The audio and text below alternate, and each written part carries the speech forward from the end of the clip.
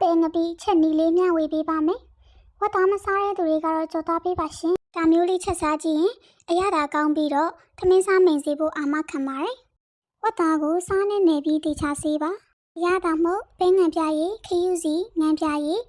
စားနှင်းငယ်တကြားနှင်းငယ်ငရုတ်ကောင်းနှင်းငယ်တို့နဲ့ဝတ်သားကိုနေထားပေးပါ။ပဲငပိလေးတစ်ခွက်ရစီတက်ဖို့ချက်သွန်အဖြူအနီချင်းထောင်းထားမယ်။ငရုတ်ဒီစိမ့်နှစ်ချမ်းခွဲသို့မဟုတ်လေးစိတ်ထိုးပါ။နန်းပင်လေးကိုလည်းဟင်းခရင်အုပ်ဖို့အတွက်အစင်သင့်ပြင်ထားပေးပါနော်။ကဲစပြီးတော့ချက်လိုက်ကြရအောင်။တဲအိုးကိုအပူပေးပြီးစီထဲပါ။စီပူလာရင်တော့ခုနကထောင်းထားတဲ့ချက်သွန်ဖြူနီချင်းကိုထည့်ပြီးတော့စီတက်ပေးပါ။ပြီးရင်စနင်းမုတ်အနှဲငယ်ထည့်ပါ။အဖြူအနီချင်းကိုအယောင်ပြောင်းပြီးတော့မှုေးလာတဲ့အထိစိတ်ရှိရှိလေးမီအေးအေးနဲ့ကြော်ပေးပါ။ပြီးရင်တော့အရသာနေထားတဲ့ဝတ်သားတွေကိုထည့်ပြီးကြော်ပါမယ်။အိုးမကတ်အောင်လို့တောက်လျှောက်မှွေပေးရပါမယ်နော်။2မိနစ်လောက်ထိစိတ်ရှိရှိနဲ့တမအောင်တောက်လျှောက်မှွေပေးပါဒါမှဝတ်သားရဲ့အပေါ်ရန်ကြောလေးတွေတင်းမာလာမှာပါခုနကနှစ်ချမ်းခွဲထားတဲ့ငရုတ်သီးစိမ်းလေးတွေကိုတဝက်တိတိယူပြီးထည့်လိုက်ပါတဝက်ကနောက်ဆုံးမှထည့်ဖို့ခြံထားပါနော်အဲ့တိုင်းဆက်ကြောပေးပါ1မိနစ်လောက်စိတ်ရှိရှိနဲ့တောက်လျှောက်မှွေပါပြီးရင်တော့ပဲငပိထည့်လို့ရပါပြီရှင်ဒီကပဲငပိတွေကအချိုလေးတွေမို့လို့အရသာအများကြီးမလိုပါဘူးဝတ်သားမှနေထားတာနဲ့တင်လုံလောက်ပါပြီနော်အကယ်၍ပဲငပိကငံမယ်ဆိုရင်ဝတ်သားကိုအရသာနေတဲ့အခါမှာအငံလေးလျှော့နေဖို့မမေ့ပါနဲ့နော်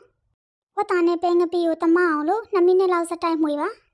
ပြီးတော့မှဝတ်သားမြုပ်တဲ့အထိရေထည့်ပေးပါဒီဆင်းရောက်ရင်တော့အိုးအဖုံးပိတ်ပြီး9မိနစ်လောက်ဆက်တက်ထားလို့ရပါပြီမီးပူချိန်အခြေအနေမတူတာဖြစ်တဲ့အတွက်ဒီရေလေးခန်းသွားတဲ့အထိကိုချက်ပေးရမှာပါနော်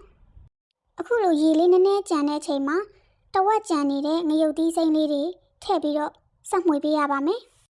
ငရုတ်သီးစိမ်းလေးနဲ့တမအောင်သွားအောင်တော့1မိနစ်လောက်တော့စိတ်ရှိရှိနဲ့ထပ်မှွေပေးပါ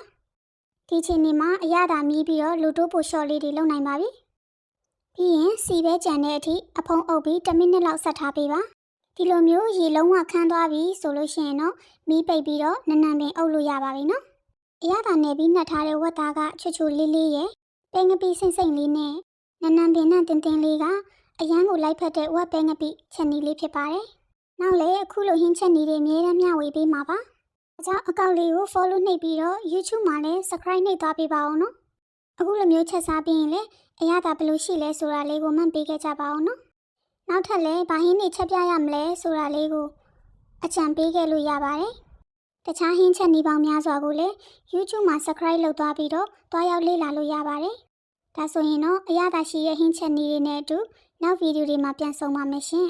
အားပေးရတဲ့တယောက်ချင်းစီတိုင်းကိုအများကြီးကျေးဇူးတင်ပါတယ်တတား